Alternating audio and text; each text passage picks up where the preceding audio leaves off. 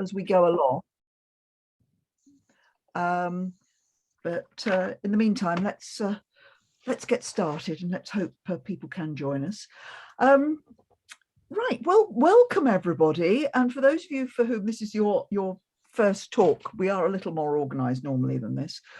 Very much a big welcome to you, to Friends of Lambourne Library. Some people may remember that in October 2017, FOL, or the Friends of Lambourne Library, had their, what might be called their constituent assembly, their first AGM. And not only did we formally approve the Constitution, we also had as our introductory speaker the then librarian and author in residence at John o' Gaunt School, who happened to be Nicola Chester. And here we are, 4+ years on further, and it's a great pleasure to welcome Nicola here again as a published author. You know, we're looking forward to hearing about all the things that you've done in the last 4 years that have contributed to your book. So with no further ado, I shall welcome Nicola Chester. Thank you very much. Thank you. And it's lovely to be part of Lambourne Library again. Really, that was a lovely evening. So I'm still school librarian at John o' Gaunt School, which is almost a full-time job. But my writing has also become almost a full-time job. So exciting times. And actually, luckily, the two jobs blend themselves, you know, quite well together. I've been a published nature writer for, goodness, probably about 18 years now. So I'm the first female, the longest running female columnist for the RSPD, Nature's Home magazine. And amongst other things, I'm a Guardian country diarist, which I love. I love writing. You know, in the Guardian we get lots of little ink pen bits, and occasionally I must come out to Lambourne and write something for the Guardian. My long-standing column at the Newbury Weekly News as well, and I blog and I'm on Twitter. But yes, so in October this year, I published my book On Gallows Down, and it's a memoir. But I think that was a term that I struggled to come to terms with for quite a while. I mean, the publisher was like, "Well, of course it's a memoir," but I think for a while I felt that I still feel actually that it's more a memoir of a place and a time, and I just happen to be in it. So that's kind of quite important to me. So I think that the premise of the book, and it took almost 8 years to write, amongst other things, life getting in the way. I write between the gaps of life. That's just how it works. But I suppose it came from a place where, growing up, I moved around a lot as a child in a very small area. Sometimes house moves were a matter of miles, 3 miles apart. So I'm very much of the area, but those moves I found really difficult because I got to know places by digging in each time, by rooting myself there through the birds, getting to know the wildlife, the nature, the landscape. That was always really important to me. And of course, each time I was moved away, it felt like a wrench each time. Felt like a coming away of skin sometimes, certain places. But then as I grew older, I think I also realised that places can be taken from you as well, and species can be taken from you. And again, this is something I found very, very difficult to cope with, I think.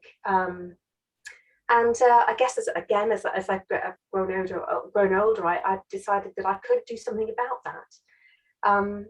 So the book, its subtitle is Place, Protest and Belonging. So it's how we protest against that loss, things being taken from you. I grew up on the edge, some of my growing up, on the edge of Greenham Common. So I got to know Greenham Common before the nuclear missiles came in. I think it was about 11 or 12 when they came in, and I was literally riding one of the riding school ponies that we borrowed in summer holidays, I think, around the airbase, and there was a fence across the path. And from then on, we were literally fenced out of what had been this wide open space, this common land. And then the peace women came in, American soldiers came in, the missiles came in, and everything changed from there, I think, really. But I also found that the peace women were a real galvanizing force. And they split public opinion, particularly locally, hugely. But for me, as a young girl, I saw them in a different light, I think. And I took a lot from them over the years. And then when Newbury Bypass, some of you may know Newbury Bypass, it was a 9-mile route that was built pretty much around my parents' home, where I did some of my growing up, and through my childhood playground, really. So I'm just going to read a little bit about that and why it meant so much. So a little bit about the bypass, and then a bit about a bird that came to be something of a muse at the time. The 9-mile route curved around the town and would smash through heathland, ancient oak and ash woods, water meadows and chalk streams, farm and downland. It made the M3 extension through Twyford down the road look like a minor indiscretion.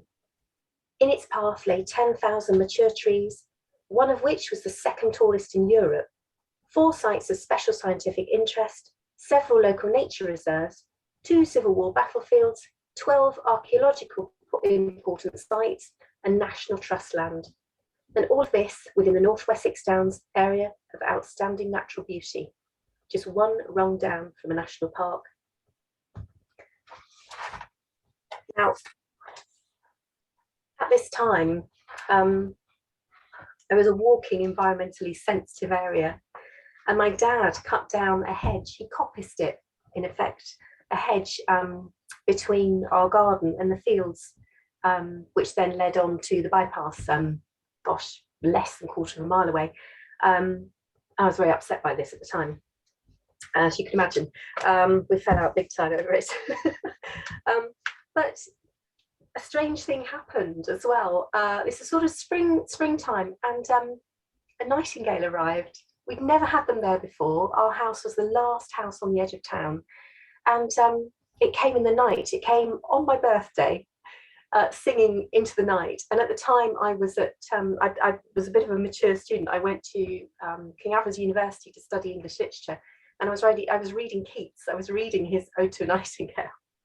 And I literally dreamed this bird, and woke up to find that actually it really was there, and it was unmistakable, this bird. And what it did, I suppose, was recognise a former habitat in this coppiced hedge that my dad had cut. So I'm just going to carry on reading a little bit about the nightingale. Meanwhile, my birds at home sang longer and louder than any nightingale I've heard since.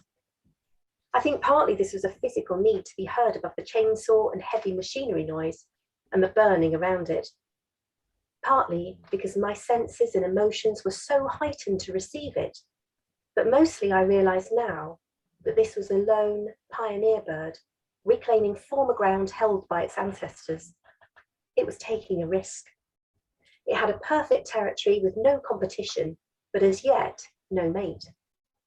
For its own continuation and genetic survival, it had to sing a mate down from the skies or attract one from nearby. But there was no nearby. The nearest nightingale population was a small one at Greenham Common, 4 miles away. This was a virtuoso performance for nobody's benefit. A song in the dark of increasing desperation, power and beauty. Every note was precisely executed. The whistled notes that built to a crescendo in the classic shwee, shwee, shwee, jog, jog, jog were sung hard, drawn out slowly and carefully enunciated. It was a song of yearning. No nightingale I've ever heard since can hold a candle to this torch singer. Other nightingale song has been beautiful, instantly recognisable, but falls short somehow. The notes rushed, imprecise. Years later, the exact timbre, tempo and power of that little bird's song stays with me, And it is this memory, fresh and powerful, that has become the benchmark by which I compare all other nightingales. Thou wast not born for death, immortal bird, wrote Keats. Indeed. I stop to listen, and I am always moved, but I cannot find its match. That the singer did not live to breed and pass on its singer's genes was heartbreaking. It should have been a survivor, an evolver. Only the human race had shattered and isolated what it needed to do this. It was a loss to a world that never knew its loss. So rather sobering, that part. Because the nightingale came, I think, for about three springs, and it always did arrive on my birthday, or perhaps the night before, but in the night, and it started singing straight away. It's just the most incredible thing. And then the year that that the bypass reached its crescendo, that was it. It came no more. And in my eyes, certainly it was because of the work that had gone on. But again, it could mean, you know, a little bird crossing backwards and forwards from wherever it had come from. But, you know, there are many, many risks on the way. So I try not to be too romantic about it. But it's hard with that song going on. Yeah. So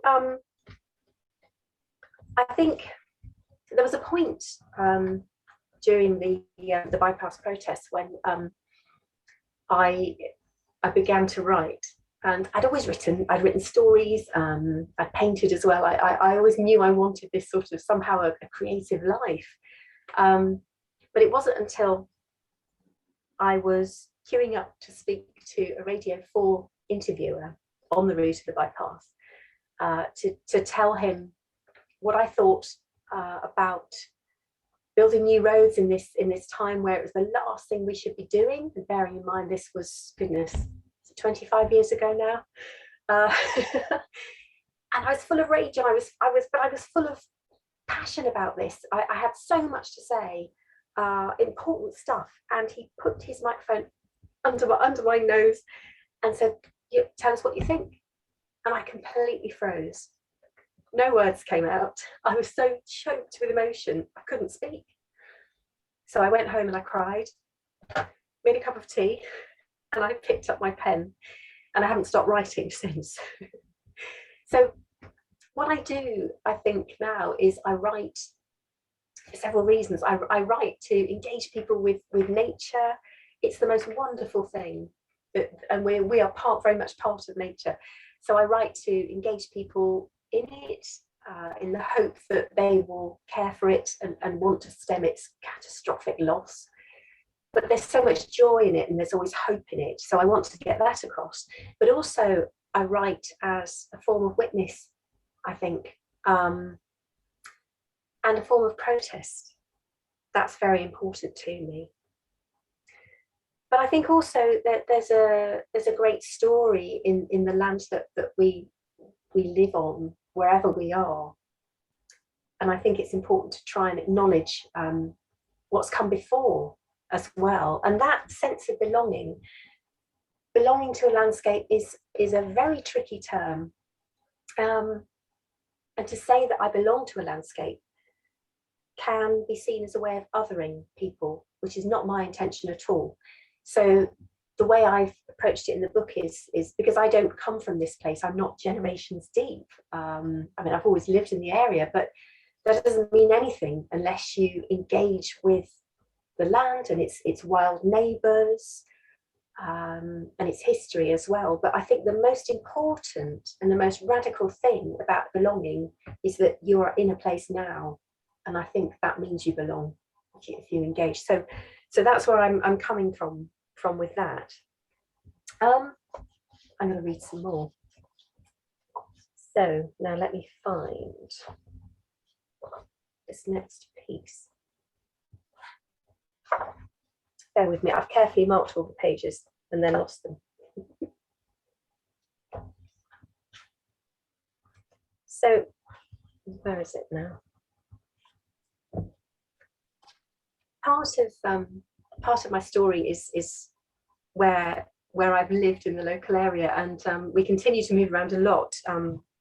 When I met my husband, and that was probably about every 2 or 3 years as well, which was quite tricky.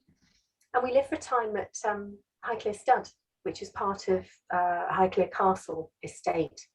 And my husband worked on the stud there, and we lived in the most remote and beautiful place in a little flint and cobwalled cottage that was, I suppose, had more wildlife in it, I think, than human inhabitants. There was always something there, and there was a gap of about 2.5 inches at the back door, which led onto the downs. And there was always things coming through the door, whether it was snow or mice or all sorts of things. It was quite an incredible place to live. We lived with bats and all kinds of things. When we were there, my husband he was part of the RAF auxiliaries, and from my point of view, he just went off every Wednesday night and played soldiers. You know, it wasn't anything more than that to me until he got called up and went to Iraq, leaving me alone in this place with my 18-month-old son. And going back then, there was very little communication. We had a phone call once a week, which wasn't always easy, especially with a little toddler hanging about. And letters, we wrote letters, hard to imagine these days, really. But what I did was I dug into the place again. I went on great adventures with my son. We barely went anywhere in the car. We only went out to, maybe coffee mornings, which is very important when you've got little ones, and maybe to get the shopping. But apart from that, I was on my own in this fantastic place. So I'm going to read you about an encounter we had. Alone in the comparative wilderness with sole responsibility for a baby who became a toddler, I sometimes wouldn't speak or see to another human being for days. I slept lightly, alert to any sound or instinct, like the mares in the fields. My senses were piqued, and I learnt to listen to them more, to tune into the wild world around me with renewed intensity.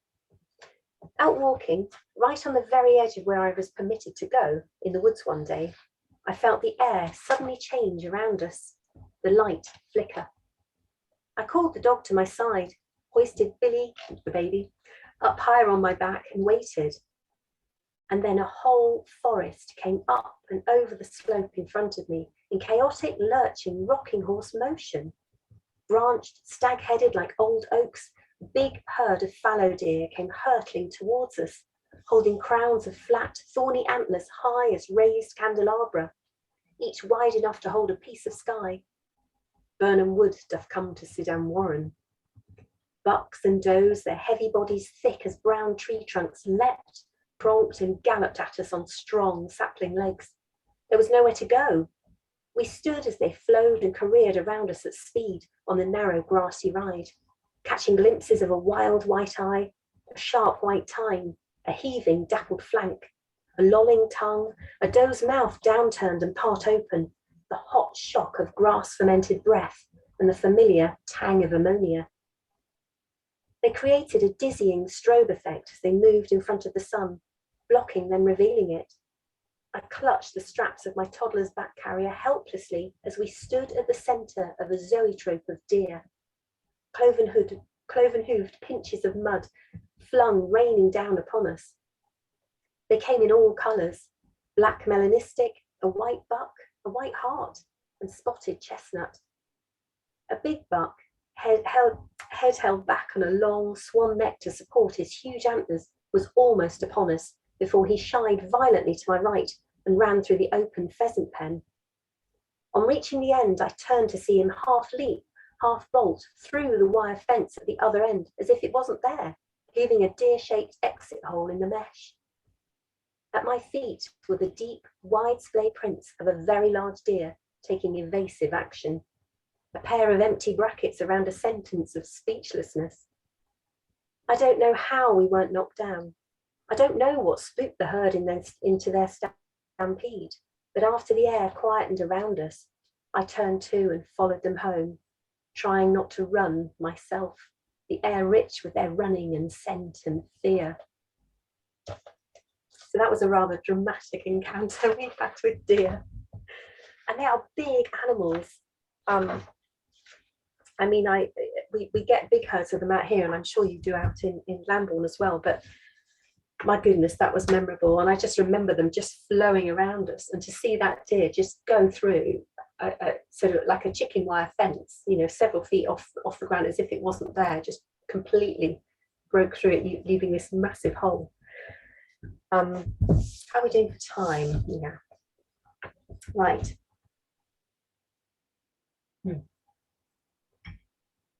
So I think part of On Gallows Down as well is the story that I think the landscape can tell you, if you tune into it and try and unearth some of its stories. And I think I will read you another little bit about the hill itself. So some of you may know, local people may know, but Gallows Down, or Cwmgibbet as it's also known, is next to, sort of on the shoulder of the highest chalk hill in England, which is just out. I'm pointing to it as if you can see it, but it's just over there. I can see it from my bedroom window. And it's quite an uncanny place. As a lot of these downland sites are, they're rich with human history. And there's a long barrow on top of the hill, which is older than Stonehenge or Avebury. And there's also this gallows, this gibbet on it, which is the one on the front of the book. I don't know if you can see that. It's my children and my dog at the front there. I mean, it's quite a grisly thing, isn't it? This gallows on the top of the hill. But I think because we've always known it, it's become like a landmark to us. It can be spooky, and I've been up there in all weathers and all times of the day and night as well.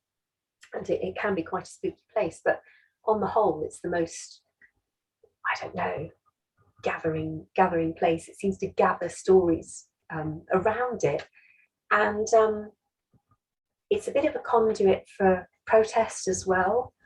Quite often there have been things tied to it, or it's been sawn down or burnt down in protest at something. And I think because it can be seen for absolutely miles, that's part of it. It's a real statement at the heart of the rural landscape. And I think on top of this long barrow as well, this grave, which would have been the graves of the very first farmers in the area as well. So I think that taps into that rural history. And below it, I know, sort of, goodness, it would have been 1830, the November of 1830. The agricultural workers from the village I live in, the village, I'm sure they came from Lambourne as well, and other villages, had enough of the rents they were paying, the lack of work, poverty, sheer poverty, and they marched from cottage to cottage, gathering people up as they went, women and children as well. And they went to the town of Hungerford and they rioted. And I think the most incredible thing about this is that nobody was actually hurt. There was a lot of property damaged, and there are reports that maybe up to 600 people were rioting in the town for a better life. You know, they were starving. And of course, what happened is they were punished very harshly. One farmer was hung, and others were deported.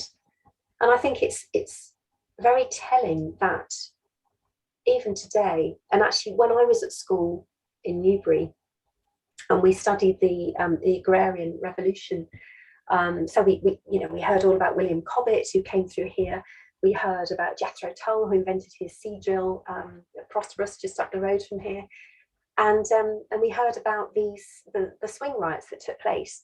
And on our photocopied sheets, so this is the late 1980s, quite a while ago, a lot of the names were blacked out with marker pen, because they were the very same names that my fellow students who were in receipt of free school meals, they were the same names. So they were related to these families who had their breadwinners sent away. And I think that's shocking that poverty has come down and down and down, and still today, there are names that I still recognise now. which I find quite shocking in such an affluent place. But anyway, so this amazing gathering place of stories, I'm just going to read you a little bit more about it.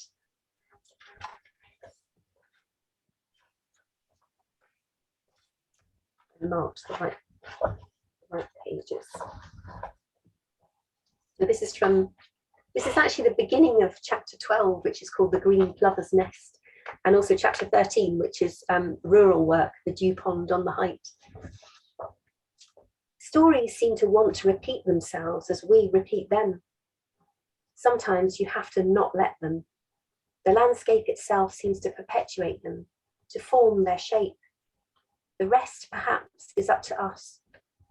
Characters reappear with the same name or the same job. Connections are remade, broken, and remade again. We are all made of stories. They roll around like thunder in a valley, all the seasons, just with less frequency and in altered forms, often not recognized for what they are until they are near their denouement. More erratic, they'll turn up like a horseshoe nail in the plough to puncture a tractor tire, or an ICI chemicals bag from the 1960s, kicked out of a Badger set more than a quarter of a century later. Nourished by the soil and nourishing it, they connect and link like mycelia underground and pop up like fruiting bodies elsewhere, like the industrial brown-rusted kerosene tanks peppering the dry downs, unearthed from Greenham Common during its restoration, and now acting as water tanks for sheep and pheasants. Some stories are reabsorbed into the landscape and gone like the lost white horse of neighbouring Ham Hill, the thin green turf growing back over the chalk scars of a curved neck and withers, the angle of hock and fetlock. Those members of the Bloomsbury set hiding out in this small remote downland village might still have known it. They trekked up the steep, orchiddy sloped picnic there, scandalising, possibly, the locals with their naked expression, bisexuality, and the complicated geometry of their relationships. The locals may have just been grateful for the work, the opportunity for entertainment, and the validation from the upper classes. But stories do and have left their mark on the narrative history of the landscape, a stain upon it like the strip lynchets of an old farming system that resurfaced in hot, dry spells, or old wall-sized maps discovered hidden in the cellar at the big house on the Coombe estate, marked with great patches of common land, pre-enclosure, or on brand new maps, bought to replace ones worn soft as cloth, which revealed new open access land, glowing at the edges of previously well-kept, fenced-off secrets. I shall leave that there. Do we want to, I don't know if we wanted to leave time for questions, or whether you want to read me to read a bit more. What do we think? I think probably time for questions would be good, and if anybody's got any, perhaps if you could read us a little something else while people think of any questions they might want to ask. Yeah, I will. Opportunity. Yeah. Okay, I will. I've just got what I'll do, because I'm just going back to sort of what I was saying previously about writing. I've written for nearly 20 years, actually, this regular, well, it was a weekly column in the Newbury Weekly News. It's now fortnightly. And during that time, I've had the absolute privilege, actually, to chart the local wildlife in a very small area. Occasionally, I've gone outside if I've gone on holiday, or I've gone to a different part of the county, this little West Berkshire edge. But I've charted the change in wildlife over that time, and you'd think, oh, perhaps there hasn't been that much change in 20 years, but there really has. There really has. So with that in mind, I shall read this bit. I had lost so many birds since coming here alone. I stopped to think about my own local extinctions, charted in my local newspaper column. Patrolling or roading and nesting woodcock, greenfinch in the garden, lapwing in the lower village fields, spotted flycatchers, the house martins off the house, where the shadowy cups of their nests remain like a deserted village, and all the nightingales in Nightingale's Wood behind the house. How can one lose so many birds? The chimney pot starlings seasonally recorded and broadcast these losses in a stream of mimicry and remembrance, interrupted by interference and reference points from the human world. They performed a stored library of birdsong, an archive of what we'd lost, interspersed with what we're losing, sometimes gaining, and how we've lost it. The sweet, walloping, yodeling cry of lapwing and the creak of their broader at the tip, owlish wings were still in the starlings' repertoire each spring, though they have long gone. But the froggy "ort, ort, ort" of the roding woodcock was phased out 3 years ago. On autumn and spring migration, the piping dread of golden plover contact calls filters through to my bedroom, and I know they must again be on the hill. Song and mistle thrush had joyfully made a slight return in real life, not just on the starling stage and their borrowed phrases, but they might be followed by the laugh of a green woodpecker, the scream of the toddler down the road, the kestrel's wicker, and the underkeeper whistling his dog. The short bursts of heart-stopping and utterly convincing nightingale song were perhaps the biggest wonder.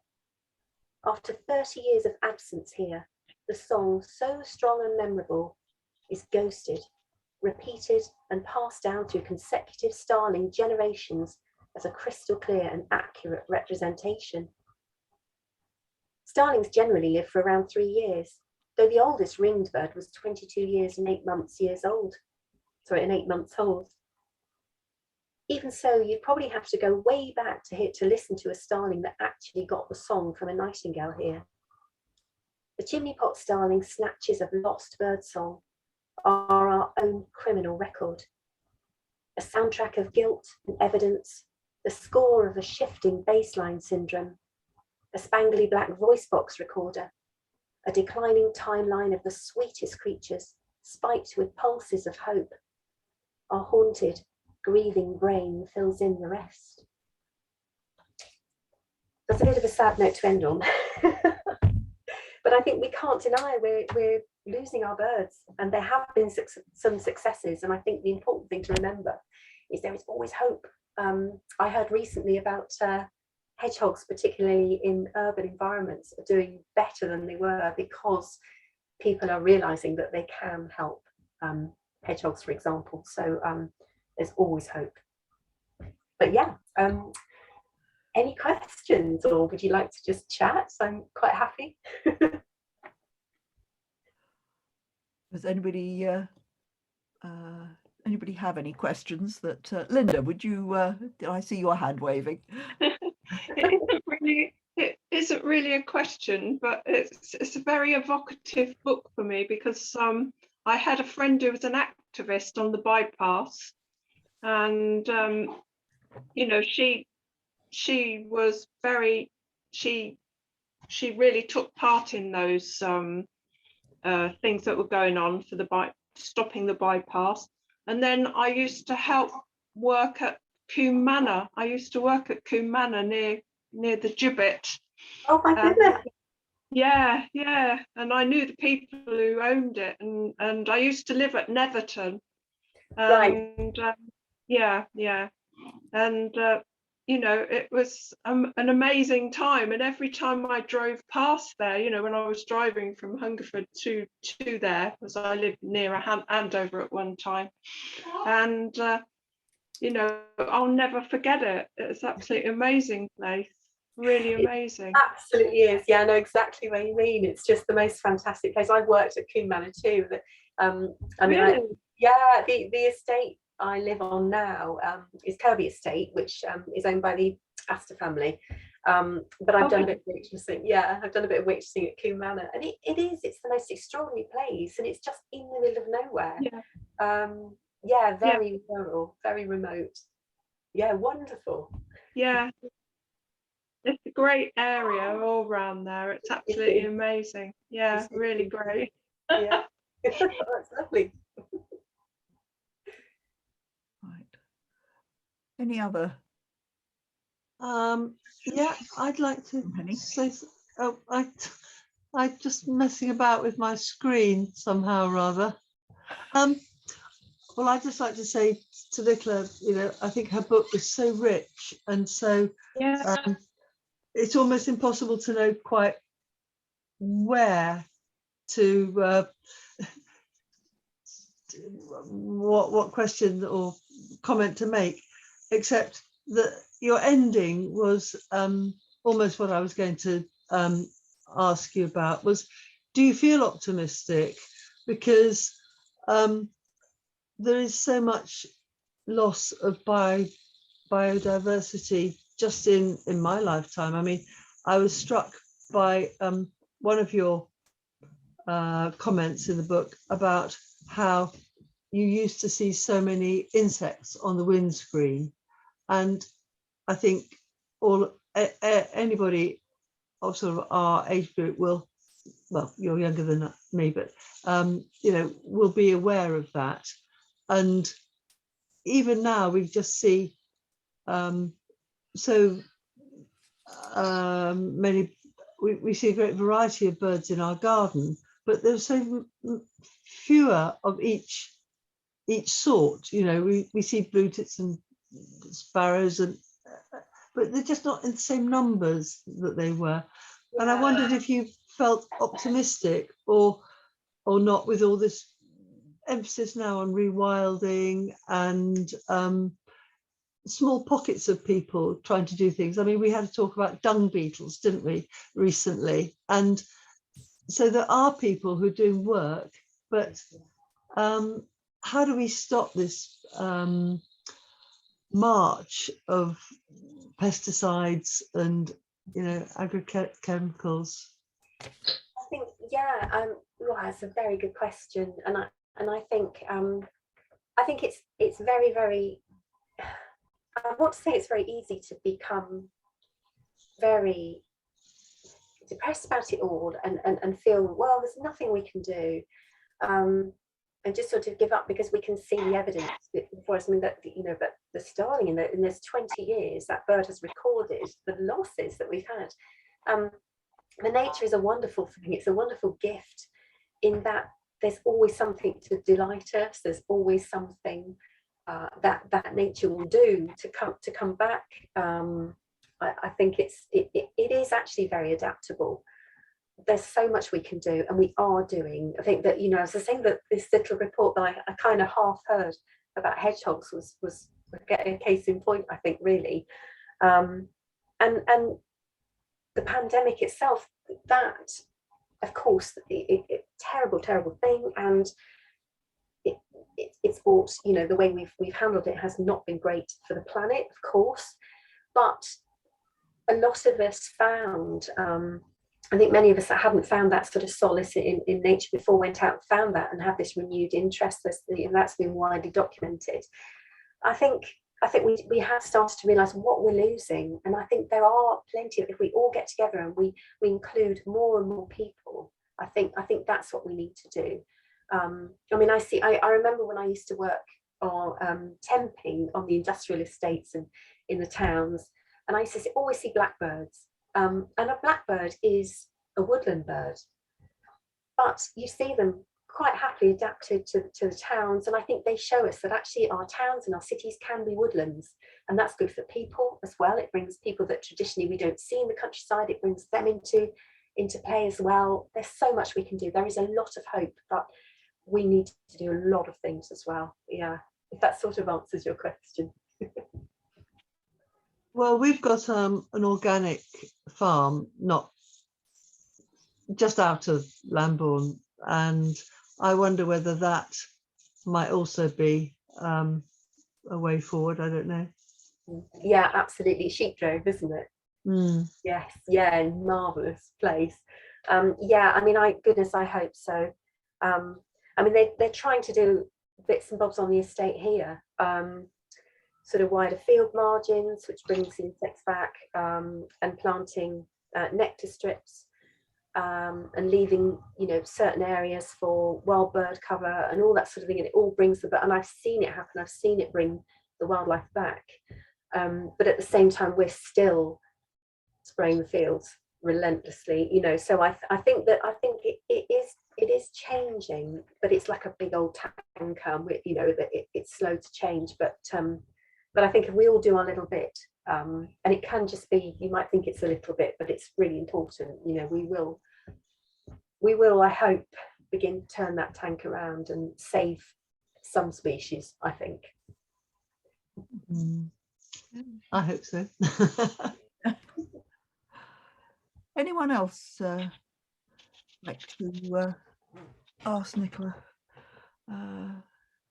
about what she said? Can I also say that Nicola's book is full of literary references, which is, I suppose, not surprising as a English graduate and also a librarian, but that's also just an extra richness to the book. It's really very, a very rewarding and lovely book to read. So that's lovely, thank you. I think it actually it's always been really important to me as well. I think because as I say, when I was taken from these places, and the first thing I did at any stage to get to know those places was to go out and find the wildlife and find my local woods, but also to read about them however I could. So at a very young age, I'd read the nature column in the local paper. I'd read the history pamphlets about the place I was. Even if I go on holiday, it's the first thing I would try and find out about what's in a place. But it is actually, and continuing to be, a very rich seam of literature. I mean, Watership Down was a book I read as a child, and I've reread as an adult, and seen, as you do, completely different things in it. But I've pretty much lived in all the places it maps.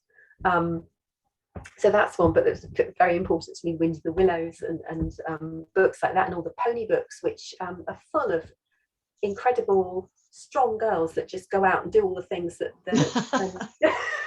that people never thought they could do. You know, I wasn't allowed to be a farmer when I was growing up because I was a girl, but I went and did all those same things with horses. It's quite funny. But yeah, I mean, Edward Thomas, his poetry, and he knew the place as well, and Thomas Hardy knew the hill as well. But Claire Fuller, her book Unsettled Ground, I don't know if any of you are aware of that book. So it won the Coston Novel Prize this year, and that's based in the area. There's a new book coming out by an author called Ron Ware, which it's non-fiction, and it's called Return of a Native, and she talks about the rural history very close to us here as well. So it's surprising, you kind of scratch the surface, and it is quite a literary place. Yeah. Well, and of course in your area you've got the Bloomsbury yes, of course. Set were there. Yes, absolutely. Yeah, and I would love to have been, as I'm sure we all would have, a fly on the wall there. That's yeah. But I love to think that actually this idea that maybe they didn't shock the locals at all, and maybe the locals thought good for them. Joined in. Yeah. Can I ask? Yeah. Was that the Bloomsbury crowd? There's sort of the little thing that went on, the Bloomsbury group. They're all part of a little yes. Yeah. Well, absolutely. I worked for a lady who actually was in that group. Goodness, really? Did, yeah. So who's that? She do you know what? It's very difficult for me to remember the name offhand straight away, but she lived in Chiltern Foliat. Her family owned that great big house in Chiltern Foliat. And I worked for her. Oh, she was such a laugh, honestly. She was very old by then, and she was bedridden, and she actually died of cancer when I was there. but she was so funny, honestly. And I, I said to her once, I said, so what attracted you to that group? And she was telling me about it, and I think she was quite popular. And she said to me, she said, it's probably because I was double jointed, dear.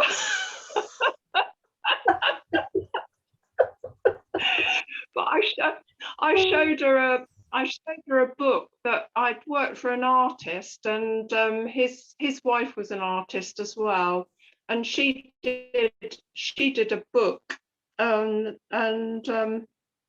it was beautiful, and there was a lot of nudes in there, and I showed it to the lady, and she absolutely loved it. She got all over it. Come and have a look at this book.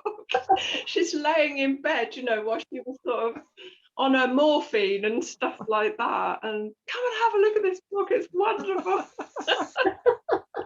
She was amazing. That's amazing. That's why I miss that place. You see, I had fun. I think there's so many hidden connections, and it's such a a strange place like that. These big houses sort of hidden away, not too far from London, and I think it's sort of attracted a lot of all sorts of people over the years. I'm also fascinated. So my next book, hopefully, I'm plotting and planning it, but I'm kind of haunted by these, in a good way, but these voices of several women farmers that worked around here in the 30s and 40s, and I know there were two. So Miss Boston and Miss Hargreaves, who were at Starlight Farm in Lambourne.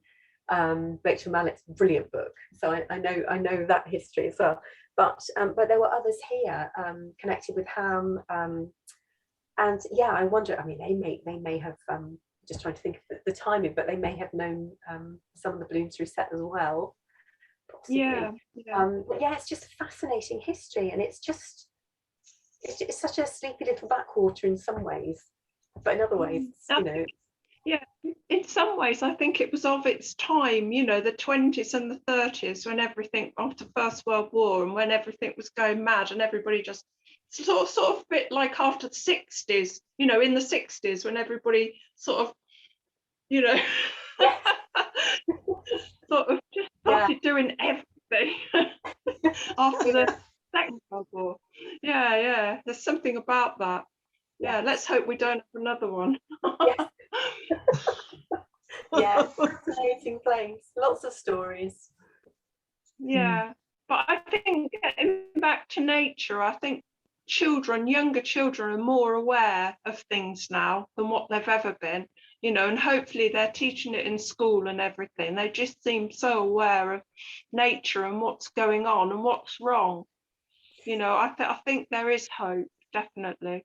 Yes, yeah, absolutely. And I have the absolute privilege of running an eco club at school through the library, and I've got a cracking team of students. There aren't many of them, and it's hard at that age because everybody, I mean, we'll all remember. I'm sure it was the same whenever any of us were at school. But at school, you feel like you must keep your head down. You have to conform, and these brave students are like, no, this is important. I'm going to do it. So they are there leading the way. They're amazing. And I think that that gives us so much hope as well. So I think we can support our young people however we can. It's not going to happen overnight, but we just have to keep going against all the other stuff. We don't need it. Absolutely. Right. Anybody else want to chip in there? No. I'd like to say, Nicola, what really struck me about what you're writing, but also about what you said this evening. You talked about a sense of belonging and wanting a sense of belonging, and it struck me that the way you've gone about it, as far as I can see all your life, is that you have been so open to the landscape, to the history, that you've looked for the connection with wherever it is you're living. So you know, you're open to that sense of place, which I think is so important, that people do sometimes forget that you have to engage with your surroundings if you're really going to, I think, appreciate all that there is around you. And I think that you are a wonderful example to all of us, that you know, how much interest you show, and really by engaging, you know, what you get back, that as I say, that very, very important to us all. And I think we've as you said, you know, over the last couple of years, we've all come to appreciate what's out there in the natural world far more, and that whilst we do dreadful things to our environment, we are much more aware now of what we ought to be doing, even if we're not doing it, which I think is progress. And I watch the red kites from my window, and I think, you know, whatever one might think about these big birds, it's just the joy of seeing them and knowing that you know, when we first moved here 30 years ago, you wouldn't have seen them. You wouldn't have seen buzzards. And yet now they're not exactly commonplace, but one does see them frequently. And it's a little bit of a balance as to, you know, what we've lost, but it's always interesting to see what turns up in the garden. The green woodpecker this morning was there. Not seen him for a little while, but he was back. So life goes on. I guess it really does. Yeah, no, thank you. No, I think that's really important. I think it's this, but I think we have to be open to, you know, the countryside is for everyone. The nature is for everyone, and there are a lot of people that have been excluded from that. Not always knowingly. It's not been an intentional thing, but I think if we're going to go forward into this world, we need everybody caring about nature, and everybody benefiting from all the good that nature can do us as well. And I think that's part of it. You know, it doesn't matter. It's not about owning things or being from a place for generations, or it can be sometimes, but it's about engaging with other people, and you know, we're all in this together. It's one planet. And there are successes. It's just wonderful to see, you know, birds like the kites and the buzzards, and creatures like polecats that I see them locally, and I wouldn't have seen a polecat 30 years ago. They were, and actually, if I look in my old wildlife books, it's like, oh no, there are only a tiny few polecats in Wales. Well, they've made the comeback all by themselves. You know, they haven't needed a reintroduction. Fascinating creatures. I mean, they're very hard to go and watch, because they're the sort of creature that will just pop up somewhere. You can't go and sort of sit like you can with badgers. Go and sit at a badger set, and you know, if the wind's in the right direction, then you're lucky that you'll see badgers. But polecats who just pop up anywhere, like stoats and weasels and otters, you know, you have to be lucky. But yeah, they've made a miraculous recovery. Brilliant. Yep. Sorry, Linda, were you wanting to say something? No, your hand is up. I'm just trying to send a message to Penny, but I didn't know how to do it, so I just put Just waving. Yeah. Don't know whether I got it or not. I'm not very good with this. It's the last time I used it, it was different. Yeah. But it's been a brilliant meeting. Really enjoyed it. It's really good. And where can we buy the book? So anywhere. It's any good bookshop. You can buy it on Amazon, borrow it from a library, but yeah, you know. I feel like I must say that, but any good independent bookshop is where to get it from. It's also, okay. I was going to say I recorded the audio version as well, which was great fun to do. I didn't think I'd be able to do it, but I did that as well. So it's available on Audible to listen to as well. Really? Yeah. I just about forgive Amazon. because they've gone a bit eco, but that's about all. But I'll see if I can buy it from the bookshop. Yeah, your local independent bookshop is where to get it from, or your library, of course. Yeah. Yeah. Oh yes, I just like to say that our library in Lambourne is having a book group set. I don't know if that's a good thing or a bad thing for an author. Oh wow! What of my book? Of your book. Wow, that's amazing. That's Is it? really Is that a lovely. good Yeah, thing? that's lovely. Yeah. Oh, Hooray! absolutely. Yeah. Thank you very much. That's absolutely wonderful. Yeah. It's currently in Lambourne Library, but it is obviously for West Berkshire. Okay. Oh no, that's. Oh, you've made my week.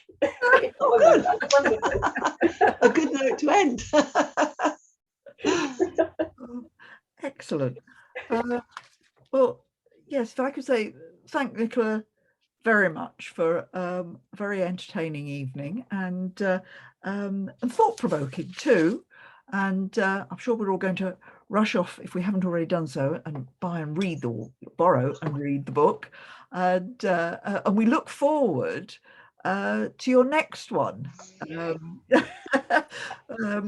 say close to my heart the sort of history of women as well. So yes, I shall look forward to reading that one as well. So Good. yes, Yeah. thank you very much. It's been lovely to see you again, and we wish you every success with this book and the next one. So thank you. Thank you so much. It's been really lovely. I've really enjoyed it, and yeah, lovely to chat to you all. And thank you very much for having me. Thank you. Okay, bye-bye. Thank you.